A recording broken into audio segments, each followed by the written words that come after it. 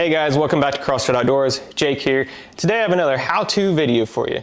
We're going to talk about Texas rigs and whether you want to peg the weight or not peg the weight. But first of all, if you haven't subscribed, hit that subscribe button, hit the bell for notifications, and give this video a thumbs up. I really appreciate it. Now if you don't know what pegging is, most people use bobber stops. When I first started, I used a toothpick. I carry toothpicks with me. And all pegging is if it's not pegged, your weight's going to slide up and down. But when you peg it, your weight stays right up against the bait. See that? Now the weights I'm using today are TMO tungsten. It's a young entrepreneur from right here in Indiana doing great things.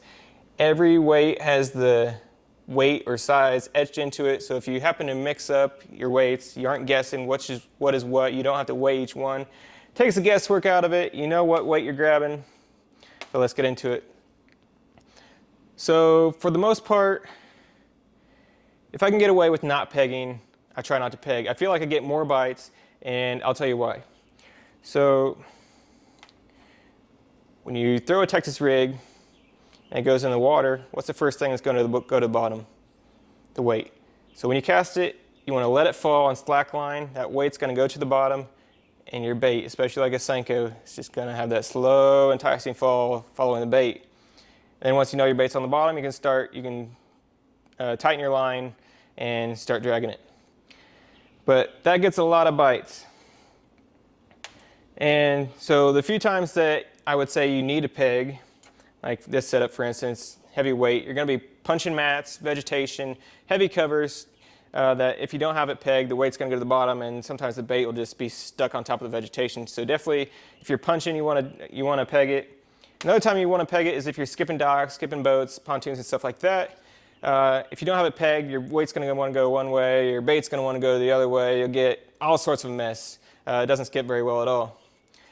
But when you're doing that, if you're skipping boats and then you come to, let's say, some open waters, some scattered vegetation, stuff like that, all you have to do is slide that peg up the line, and guess what? You're not pegged anymore, so you get that slow, enticing fall.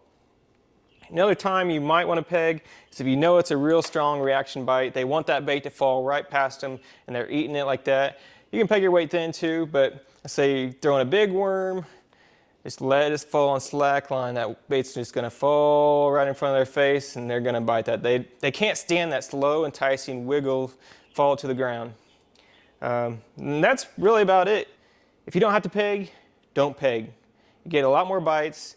They like that slow fall. But if you have to peg, go for it.